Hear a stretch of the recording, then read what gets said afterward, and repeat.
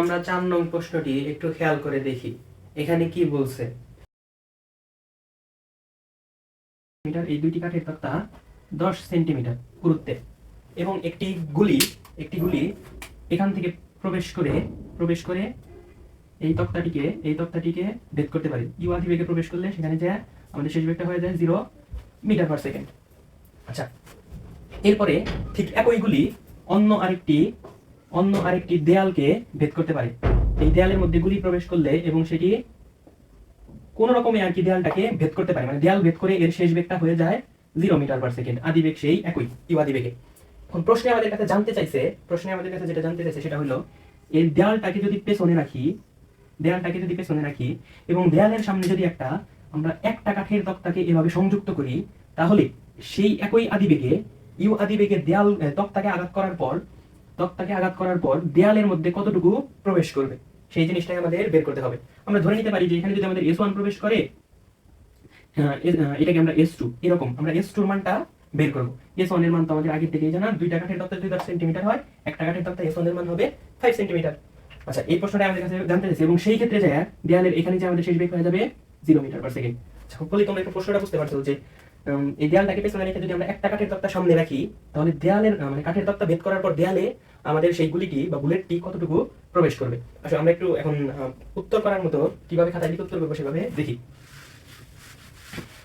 আচ্ছা, আসো প্রথমেই আমরা দেখো এখানে সবচেয়ে বোঝার যে বিষয়টা হলো সেটা যেহেতু তক্তা এবং দেয়াল দুইটি ভিন্ন ভিন্ন বস্তু, ভিন্ন ভিন্ন উপাদান দিয়ে তৈরি, এদের দুই ক্ষেত্রে কিন্তু মানে তক্তা এবং দেয়ালের ক্ষেত্রে কিন্তু এদের ত্বরণটাও ভিন্ন ভিন্ন হবে।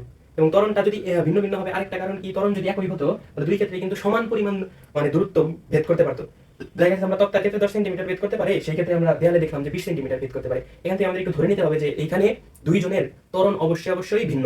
বোঝা গেল?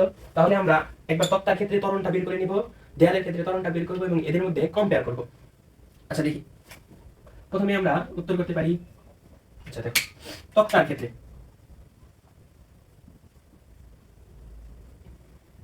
আচ্ছা আসি যে আমাদের কাছে কি কি মানগুলো একটু দেওয়া আছে, আমরা একটু গুছিয়ে লেখার চেষ্টা করব। এখানে আদি বেগ আমরা E1 ধরি, E1 সমান সমান ইউ মিটার পার সেকেন্ড ধরে নিই। শেষ বেগ B1 সমান সমান, আচ্ছা শেষ বেগ তো অবশ্যই আমাদের 0 হবে যদি তক্তা ভেদ করে ফেলে, 0 মিটার পার সেকেন্ড। আচ্ছা, এই ক্ষেত্রে আমরা ত্বরণটা বের করব, ত্বরণ A1টা আমরা বের করব।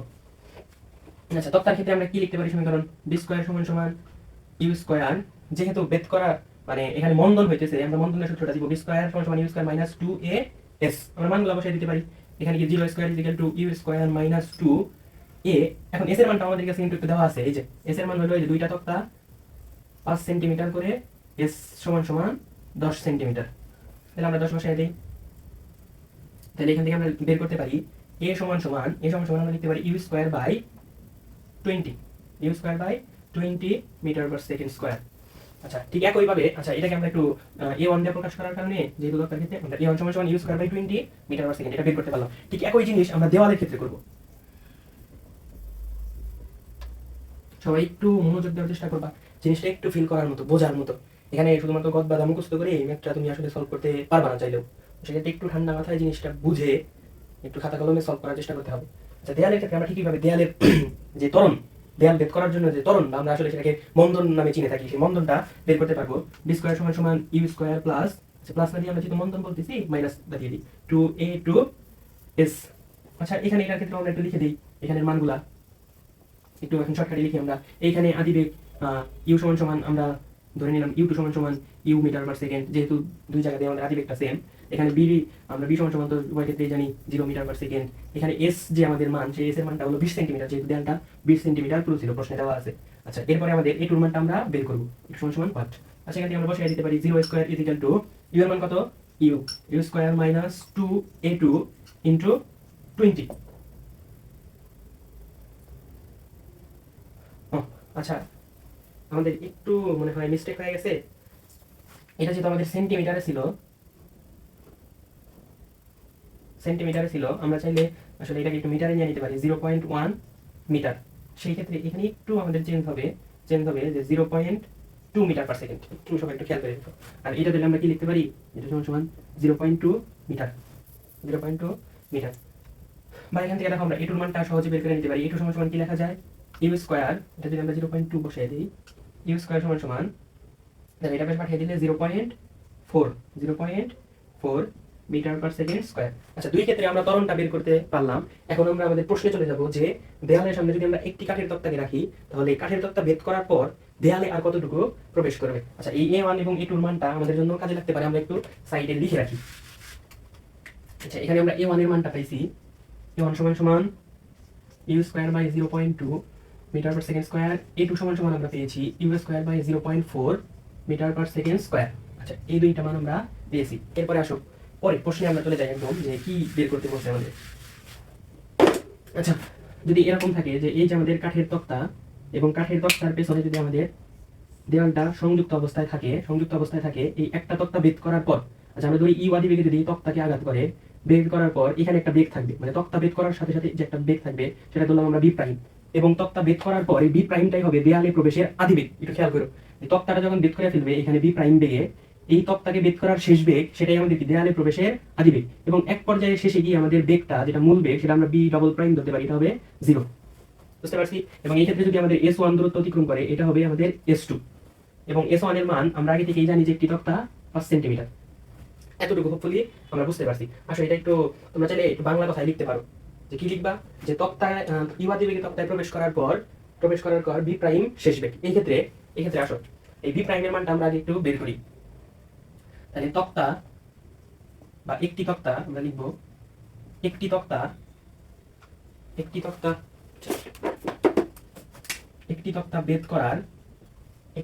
বেদ করার সময় যে আমাদের শেষ বেগটা হবে, শেষ বেগ বি প্রাইম হলে আমরা লিখতে পারি এই b prime square is equal to u square minus 2a1, কারণ তক্তা বেদ করার যে ত্বরণ সেটা হলো আমাদের a1 into s1।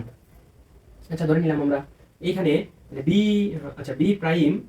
Prime square is equal to কি লেখা যায়, ইউ স্কয়ার মাইনাস 2। দেখো a1 এর মানটা আমরা আগে থেকে বের করে রাখছি, সেটা হলো you square by 0.2 into s1 এর মান আমরা কত, 5 সেন্টিমিটার। এখানে যদি আমরা মিটারে বসাই 0.05 মিটার আমাদের। আচ্ছা, এখান থেকে আমরা b prime square is equal to বের করে নিতে পারি। এটা তো আমরা একটু ক্যালকুলেশন করার চেষ্টা করি। এখান থেকে একটু ক্যালকুলেটরে যদি আমরা দেখে নিই,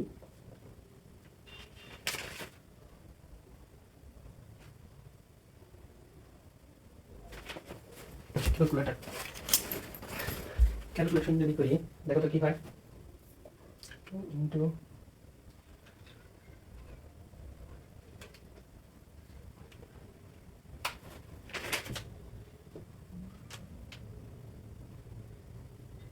আচ্ছা দেখো এখান থেকে বের হয়েছে।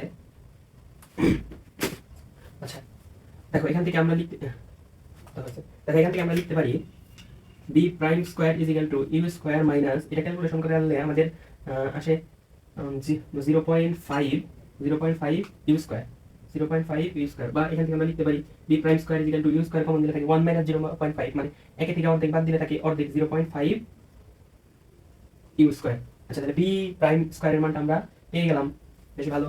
এরপরে দেখো এইটা হলো শেষ বেগ, মানে তক্তা বেদ করার শেষ বেগ, যেটা আমাদের দেয়ালে প্রবেশের আদি বেগ। তাহলে এখন আমরা সেটা বের করব যে তক্তা বেদ করার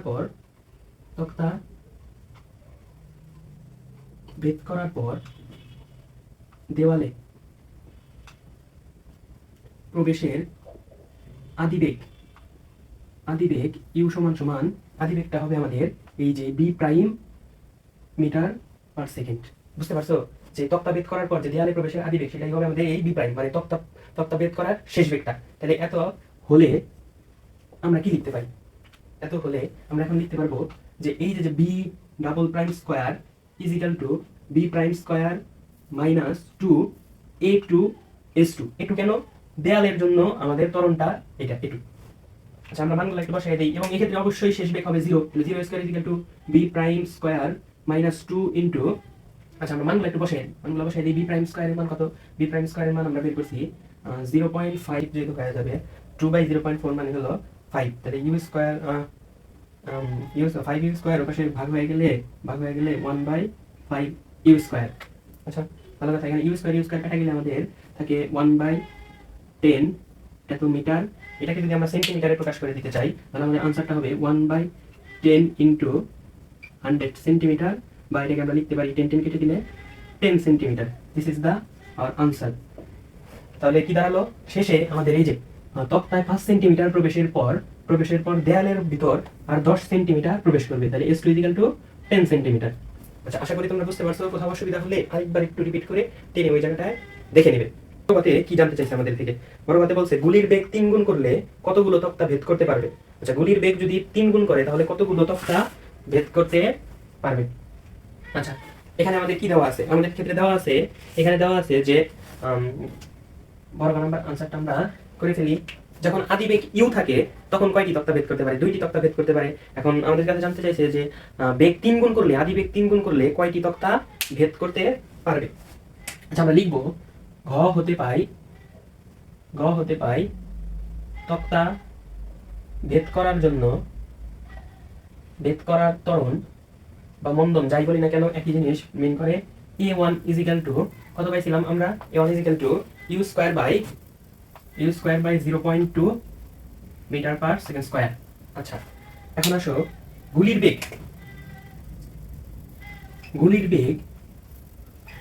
3 গুণ করলে তাহলে u আচ্ছা 3 গুণ করলে তাহলে u প্রাইম আমরা ধরে নিতে পারি কত হবে? 3u metre per second square. আচ্ছা, এখন সেই অনুপাতে আমরা সূত্র লিখতে পারি b স্কয়ার সমান u স্কয়ার মাইনাস 2as। আচ্ছা, বের করে দেখি যে এখন আমাদের শেষ বেগ কত? Same 0 square = 3u whole square minus, যেহেতু তখন আমরা a1 এখানে প্রকাশ করতে পারি, তাহলে 2 ইনটু a1 এর মান আমরা কি বের করছি? u square by 0.2 into s, বা s এর মানটা আমরা বের করব। s এর মান বের করলে দেখো এখানে 3u স্কয়ার আমরা লিখতে পারি 9u স্কয়ার, যেহেতু পাশে যোগ হবে পাশে হলে গুণন। আচ্ছা, আমরা একটু ক্যালকুলেশন করি। ক্যালকুলেটরটা কি করে? আচ্ছা, আমরা একটু ক্যালকুলেশনটা করি। ক্যালকুলেশন করলে কি পাই যে 2/0.2 10, তাহলে 10u স্কয়ার ওই পাশে যায় আমাদের হয়ে যাবে 1/10u স্কয়ার। u স্কয়ার কাটলে আমাদের থাকে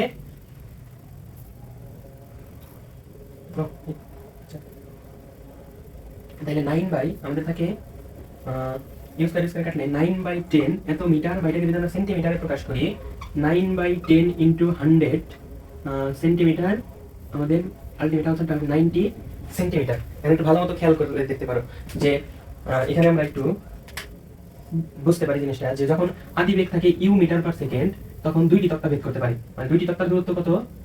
10 সেন্টিমিটার ভেদ করতে পারে। এখন 3 গুণ করলে ভেদ করতে পারে 90 সেন্টিমিটার। আদিবেগ 3 গুণ করলে ভেদ করতে পারে 90 সেন্টিমিটার। সুতরাং আমরা তক্তার সংখ্যাটা বের করতে পারি খুব সহজে।